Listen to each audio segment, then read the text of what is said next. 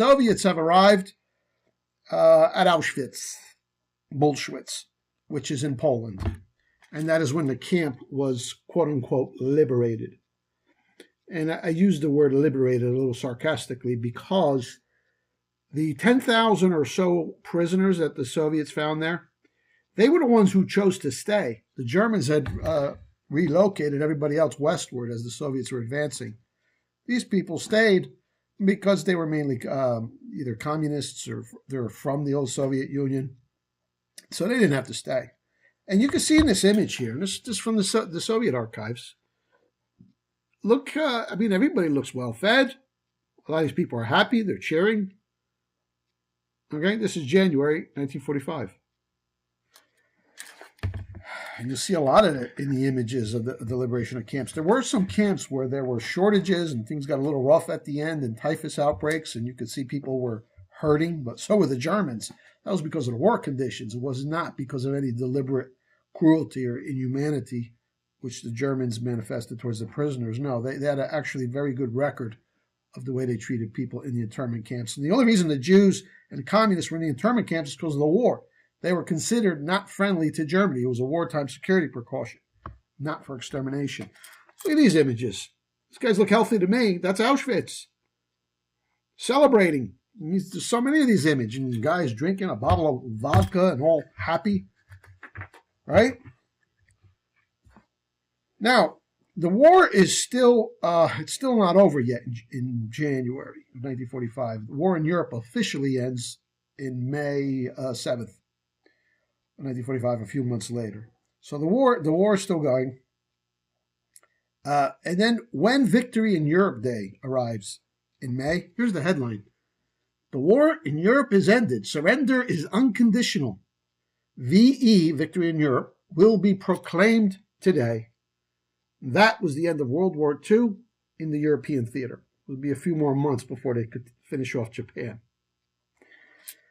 Now, this is interesting. In this same issue, the VE Day issue, which tells you surrender is unconditional, which means the German government is totally overthrown, shut down, the media, the radio, everything. Totalitarian control of the military powers, Soviet Union, United States, Britain. So now Germany is defenseless against the atrocity propaganda that is going to be thrown at her. They can't say anything. They don't have any more media anymore. So isn't that interesting? They waited on that for that very day that Germany was totally silenced, muted, to release the official report on Auschwitz. This is the Soviets released that. And here's the headline, New York Times, Auschwitz, killings placed at 4 million. Headline, New York Times. Subheadline, the Soviet Commission reports that the death camp in Poland was founded by Himmler. And the author of this piece is C.L. Sulzberger. If that name sounds familiar, it's because of the legendary dynastic Sulzberger family. The Ox-Sulzberger family has controlled the New York Times, the paper of record, since 1896 to the modern day, until the Q operation took it over. But we'll talk about that in a subsequent episode. So he's a member of the Sulzberger family. And it tells you right there, the information, the report comes from a Soviet commission. So he's taking a report from these bloody, murderous, lying Bolsheviks. We know about them and what they're all about. And without any vetting or confirmation, just accepts it at face value. And they run with it. 4 million. Right there, that's 67% of the so-called 6 million. So I've got a problem with a Soviet report serving as the foundation of everything we know about Auschwitz. Remember, the Allies never set foot in Auschwitz. I mean, the British and the Americans, they had their own propaganda going in the West, but the real heavy-duty, industrial, hip-waiter bullshit came from the Auschwitz report. And I'm going to read you it's a short article. I'm going to read it to you in its entirety. More than 4 million persons were systematically slaughtered in a single German concentration camp at Auschwitz in Poland, near Krakow, from 1939 to 1944. The Germans thus accomplished with scientific efficiency the greatest incidents of mass murder in recorded history. Now, does that sound consistent with the pictures at the liberation that I just showed you earlier? Sounds totally contrary. It continues, this slaughter exceeded in barbaric intention and method not only the greatest brutalities of infamous conquerors such as Genghis Khan, but also surpasses even Germany's own record in her previous prize exhibitions at Dachau and Buchenwald. That's where they put out the lampshades and the bars of soap that they said were made out of the skin of Jews. Even the Jewish Holocaust scholars now admit that was fake, but that was believed at the time. Dachau. The article continues, such is the miserable tale made public today on the eve of the official end of the European war. Germany cannot rebut. By the Soviet Union's Extraordinary State Commission investigating the extermination center at Auschwitz. For some time, according to the Soviet Commission, again, the whole thing is based, the Soviets give you a piece of paper and they just run with it like it's a fact. According to the Soviet Commission, more than 4 million citizens of the Soviet Union, Poland, France, Belgium, Netherlands, Czechoslovakia, Yugoslavia, and other countries, including the non-Allied lands of Hungary and Romania, were exterminated in Auschwitz. The means used were, quote, shooting, famine, poisoning, and monstrous tortures. Famine? You saw the survivors. Some of them even look a little on the chubby side. The report states that gas chambers, crematoria, surgical wards, laboratories, and clinics were erected around Auschwitz to accomplish this mass production monstrosity. You know, that is absurd and it's laughable on its face, okay? It totally contradicts the earlier images what the Soviets put out. And again, what can the Germans do? They held this report. If they had released it just 1 week earlier, there would still have been a German press and a German foreign ministry to shout from the rooftops, it's a lie, come and go inspect that camp. But no, they waited till the Germans had their tongue ripped out to put out this bullshit report. And the name of the commission that they assembled to manufacture this ridiculous atrocity propaganda was, get a load of this mouthful, typical Bolshevik verbiage here, the Extraordinary State Commission for the Establishment and Investigation of the Atrocities of German fascist invaders and their accomplishments and the damage they caused to citizens, collective farms, public organizations, state enterprises, and institutions of the USSR. That's the official name of the commission. To shorten it, they just call it the Extraordinary Commission on Fascist Atrocities. And they issued a total of 27 reports, and this would serve later on as the foundation of the Nuremberg circus trial, those kangaroo court trials, based on the findings of this Soviet Extraordinary Commission for the Establishment, blah, blah, blah. Now, the chairman of this commission is this character here, Nikolai Zvernik, chairman of the commission that put out all of the official reports on Auschwitz, which serve as the basis of Holocaust ideology till this day. Zvernik is as close as buddy-buddy to Joe Stalin as you can get. He's actually an OG Bolshevik. He's one of the originals, going back to 1905 when they made their first unsuccessful attempt to overthrow the government. He joined the Bolshevik movement. He was 17 years old. And then when Stalin came to power, totally loyal to Stalin. He was Stalin's boy. And he ended up being one of the top 2 or 3 men in the Soviet Union. Officially, at one time, he was the political head of the Soviet Union, although Stalin remained the chairman of the Communist Party itself, which made him the top dog. But this guy is right-hand man. And there he is, quite literally, on the right hand of Joe Stalin. That's Zvernik. So he was there, and he's one of the original Bolsheviks. And you know, he was a commissar at one time. You know, the commissars were the ones who would disappear people. They were feared. So during the height of the mass disappearances of Russian citizens and mass killings in the gulags, he's there at the very top.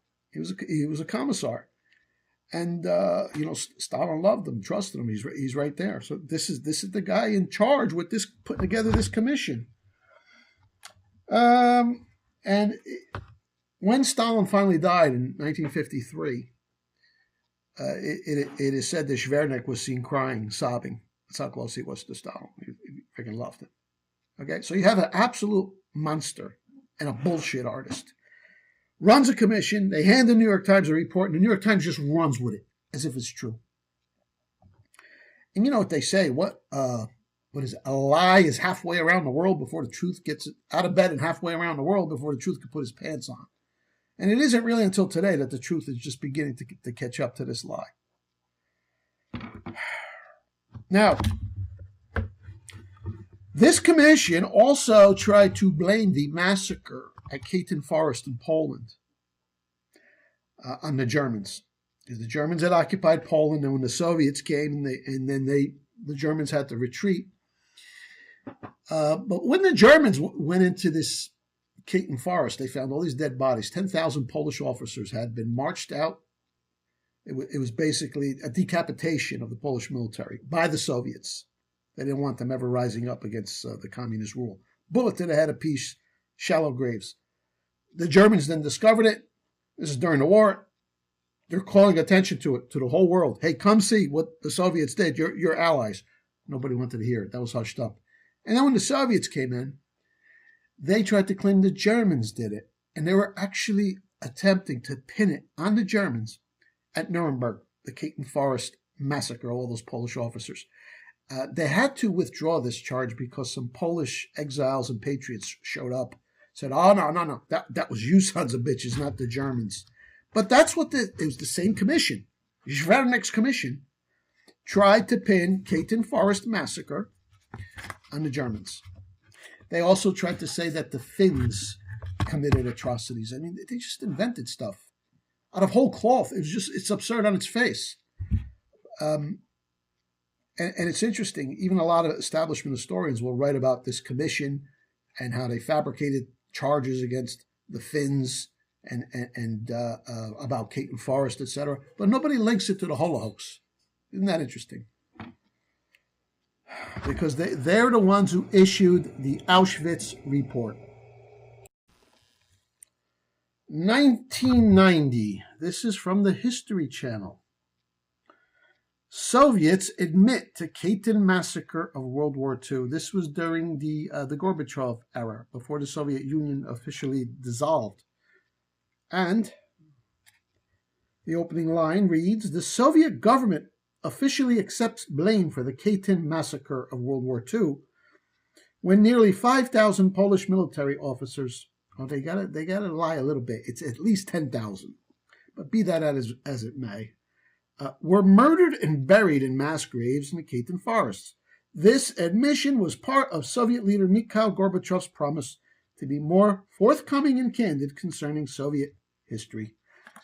So, and Putin later on has gone to Poland, laid a wreath. This is admitted now. There's no dispute.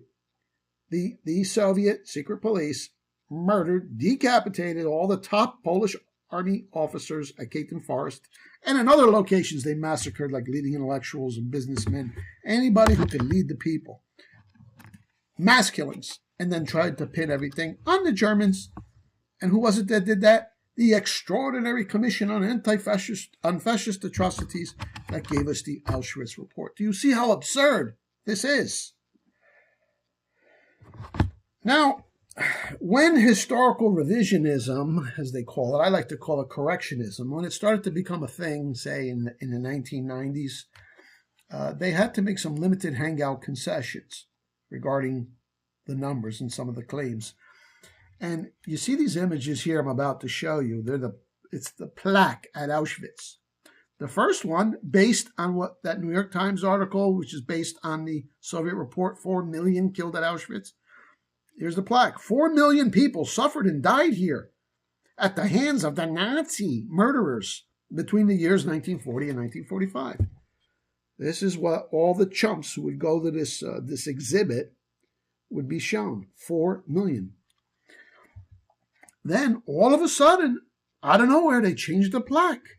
The plaque today reads, "Forever let this place be a cry of despair and a warning to humanity, where the Nazis murdered about 1.5 million, mainly Jews from various countries of Europe." They went from 4 million to 1.5 million.